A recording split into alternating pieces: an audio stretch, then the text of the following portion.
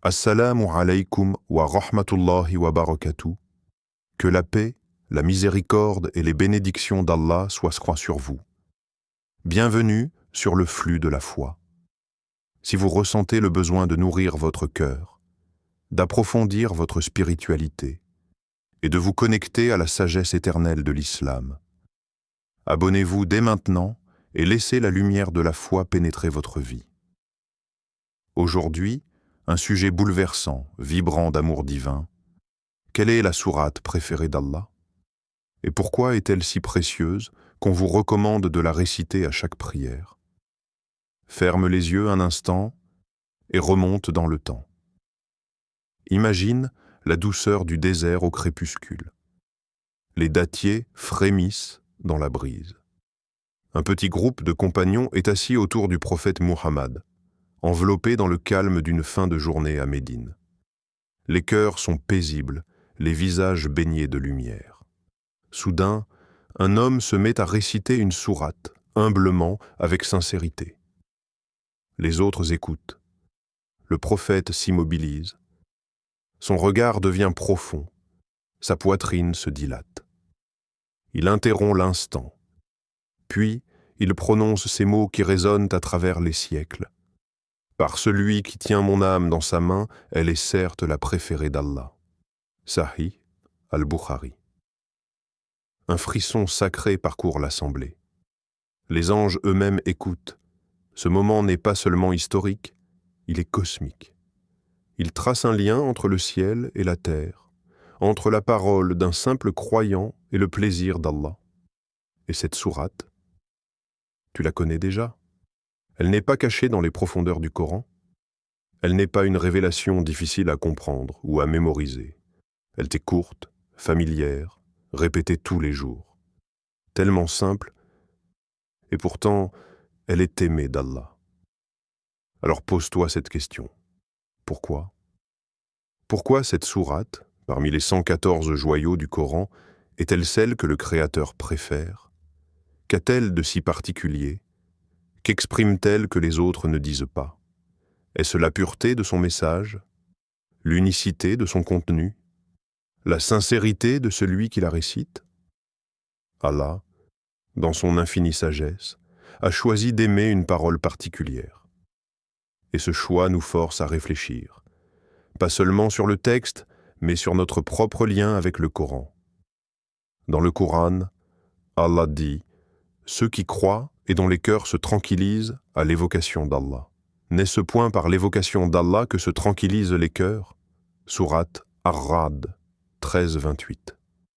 Et pourtant, combien d'entre nous récitent cette sourate sans ressentir cette tranquillité? Combien d'entre nous, dans la précipitation de la prière, la prononcent sans y penser, comme un automatisme appris dans l'enfance? Est-ce que tu t'es déjà demandé « Est-ce que je la récite avec conscience? Où suis-je passé à côté de son miracle? » Peut-être qu'Allah aime cette sourate parce qu'elle condense l'essence de la foi, qu'elle élève l'âme sans effort, qu'elle touche directement le cœur pur. Peut-être qu'elle est comme une clé spirituelle qui ouvre des portes intérieures que nous ne connaissons même pas encore. Peut-être aussi qu'elle nous a été donnée comme un cadeau intime entre le Créateur et chaque croyant, pour nous rappeler que la grandeur n'est pas dans la complexité, mais dans la pureté de la relation avec Allah. Et si cette sourate t'était révélée aujourd'hui, pour la première fois, comment la recevrais-tu? Avec émerveillement, avec larmes aux yeux, avec gratitude, tu la récites, mais la vis-tu? Ce n'est pas une simple sourate, c'est une invitation, une clé, une déclaration d'amour divine. Et dans la suite, tu comprendras pourquoi. Sourate Al-Fatiha, le cœur du Coran. Oui, c'est elle.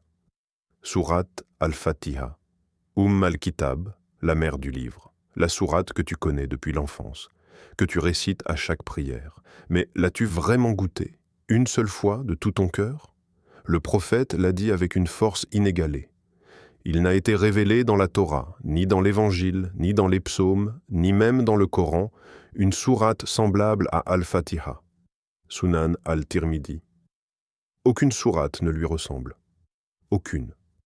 Pas même les versets les plus majestueux du Coran. C'est comme si, dans Al-Fatiha, tout le livre sacré était résumé, condensé, offert en un seul souffle, et pourtant, on la récite sans y penser, parfois rapidement, parfois mécaniquement, mais ce n'est pas une récitation, c'est un dialogue, une audience sacrée. Dans un hadith qudsi, Allah, le Seigneur des mondes, dit « J'ai divisé la prière entre moi et mon serviteur en deux parts. Quand mon serviteur dit « Alhamdu lillahi rabbil alamin », je réponds « Mon serviteur m'a loué ». Sahih Muslim. Tu entends cela? Quand tu dis ces mots, Allah te répond « Toi, toi qui doutes, toi qui as mal, toi qui es parfois distant. » Il t'entend et il te répond. Alors, pourquoi cette sourate est-elle le cœur du Coran? Parce qu'elle est le cœur du croyant. Elle commence là où commence toute foi authentique. Alhamdu lillahi rabbil alamin. Louange à Allah, Seigneur de l'univers. Elle t'apprend à louer, même dans la douleur, à reconnaître que, quoi qu'il arrive, tout vient d'un seul Seigneur. Pas d'un hasard, pas d'un destin aveugle, mais d'un rab, un éducateur, un nourricier, un maître bienveillant. Puis, elle t'enracine dans la plus haute des vérités. Maliki Yaoumiddun, maître du jour du jugement. Elle casse l'illusion de la domination humaine. Elle te rappelle que toute justice, toute rétribution, toute vérité ultime reviendra à lui. Et puis, elle te fait parler. Oui, tu oses enfin dire « Iyyaka na'budu wa iyyaka nasta'in ». C'est toi seul que nous adorons, et c'est toi seul dont nous implorons le secours. À ce moment précis, tu n'es plus un simple récitant. Tu es un serviteur agenouillé devant le roi des mondes. Tu n'es plus distrait. Tu es exposé, vulnérable, sincère. Et Allah, dans sa miséricorde infinie, écoute. As-tu déjà médité sur cela? Tu ne parles pas de Dieu. Tu ne parles pas sur Dieu. Tu parles à lui. Et peut-être qu'à chaque fois que tu récites Al-Fatiha sans ressentir cette intimité, quelque chose en toi pleure en silence. Ton âme veut revivre ce lien, cette proximité sacrée. Al-Fatiha n'est pas une sourate parmi d'autres. C'est une porte, une clé, un reflet de ton propre cœur.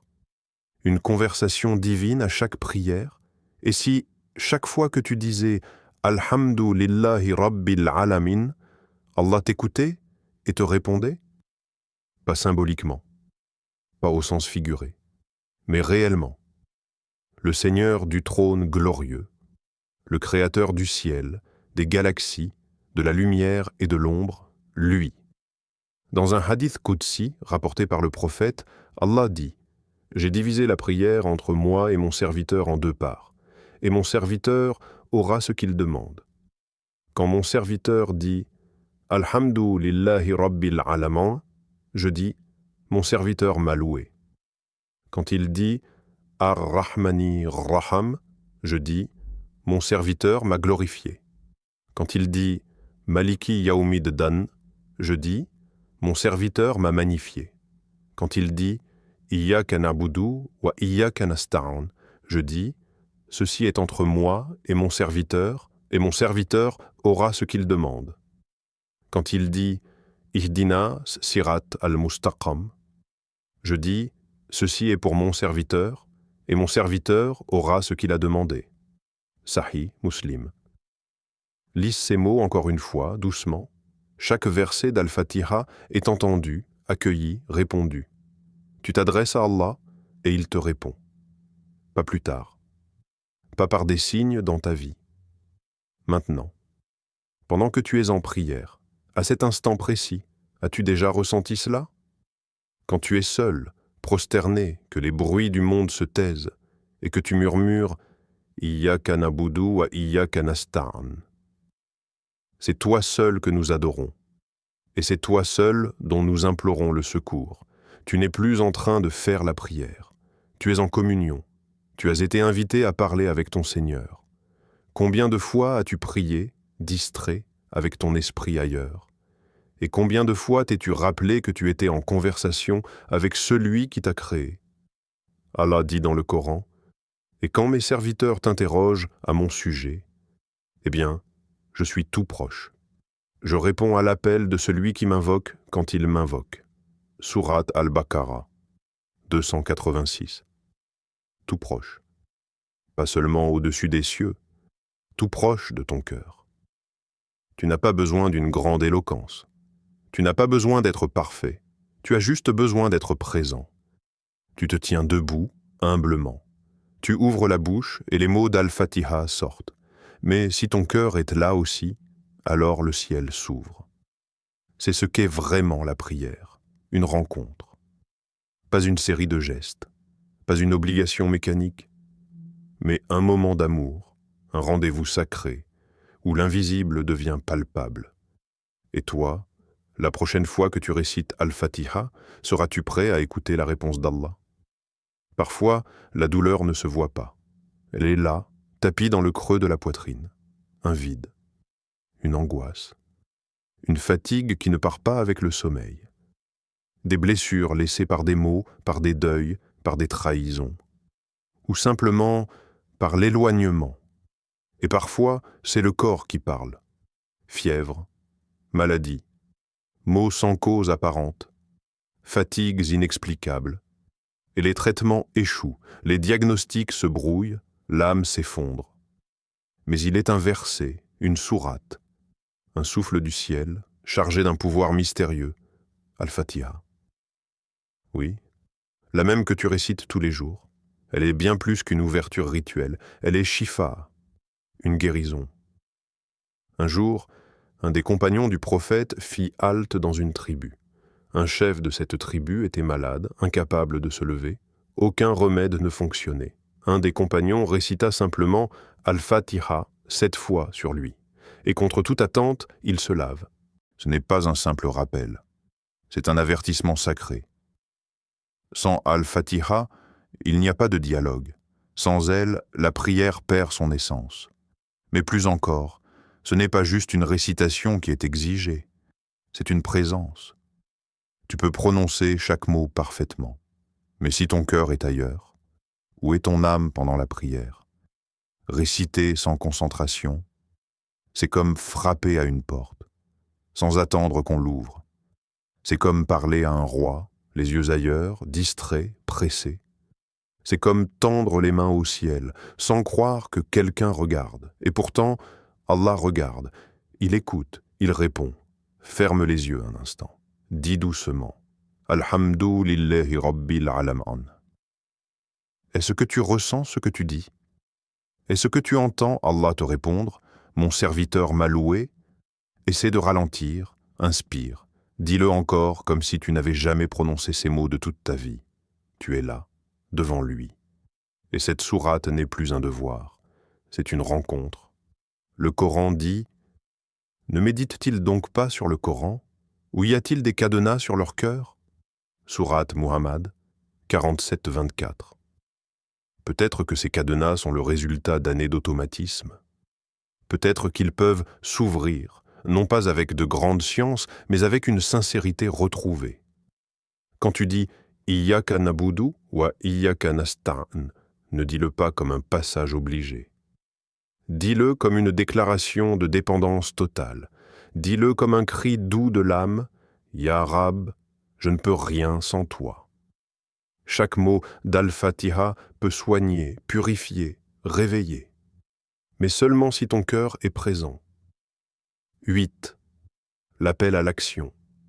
Reconnecte-toi à ta prière et il est temps, pas demain, pas quand tu auras plus de temps, aujourd'hui. Avant chaque prière, fais une pause, arrête-toi vraiment, coupe le monde, pose ta main sur ta poitrine et rappelle-toi pourquoi tu vas prier. Souviens-toi de ces paroles. Al-Fatiha n'est pas seulement récitée, elle est vécue. Tu n'es pas un automate en train de réciter un texte appris. Tu es un être aimé d'Allah, appelé à dialoguer avec lui. Alors, respire profondément, lève les mains et entre dans la prière comme si c'était la dernière fois que tu pouvais parler à ton Seigneur. La dernière fois où ton cœur peut s'ouvrir sans bruit. la dernière fois où ton âme peut déposer ses douleurs, ses faiblesses, ses espoirs. Dis Ihdina sirat al-mustaqam, comme si tu étais perdu et que tu voulais vraiment retrouver le chemin. Dis Maliki Yaumiddan, comme si tu allais le rencontrer demain. Dis Ar-Rahmani Ar-Raham, comme un orphelin qui tend la main vers la tendresse infinie de son Seigneur. Et laisse ton cœur pleurer, laisse ton âme s'élever, laisse ton esprit s'illuminer. C'est plus qu'une sourate. C'est un pont vers Allah, un rappel de qui tu es et de celui vers qui tu retournes. Il y a un moment où les paroles doivent se transformer en action, où les rappels ne suffisent plus et où c'est ton cœur qui doit se lever. Ce moment, c'est maintenant. Pas après cette vidéo, pas quand tu te sentiras plus spirituel, pas demain. À partir d'aujourd'hui, change ta manière de prier. Avant de dire « Allahu Akbar », arrête-toi. Fais une vraie pause. Inspire profondément. Ferme les yeux si tu veux. Et rappelle-toi, Al-Fatiha n'est pas seulement récitée, elle est vécue, elle est ressentie, elle est pleurée, elle est murée dans ton silence intérieur. Chaque prière que tu fais est une opportunité offerte. Combien de fois as-tu prié juste pour cocher une case? Et combien de fois as-tu prié comme si c'était ton dernier souffle avant de quitter ce monde? La différence est immense. Et pourtant, la seule chose qui change, c'est la conscience avec laquelle tu t'avances.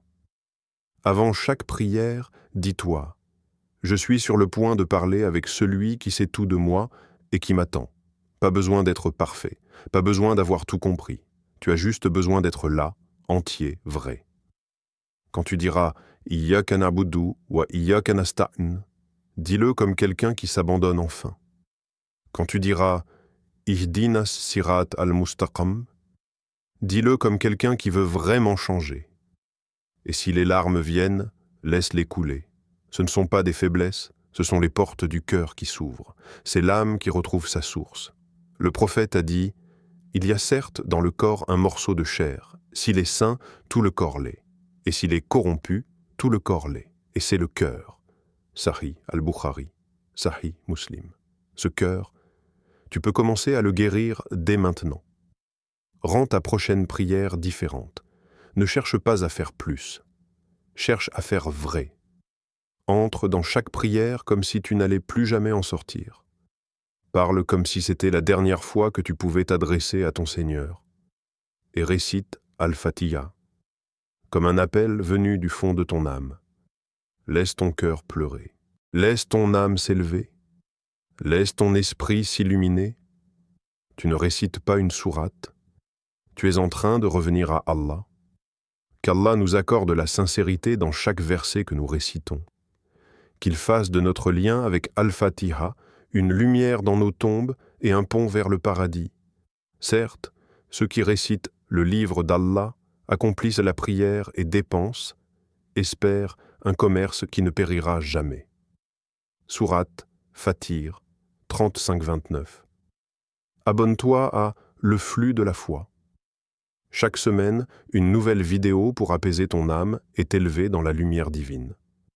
Laisse un amin en commentaire si Al-Fatiha guérit aussi ton cœur. Wassalamu alaykum wa rahmatullahi wa barakatuh.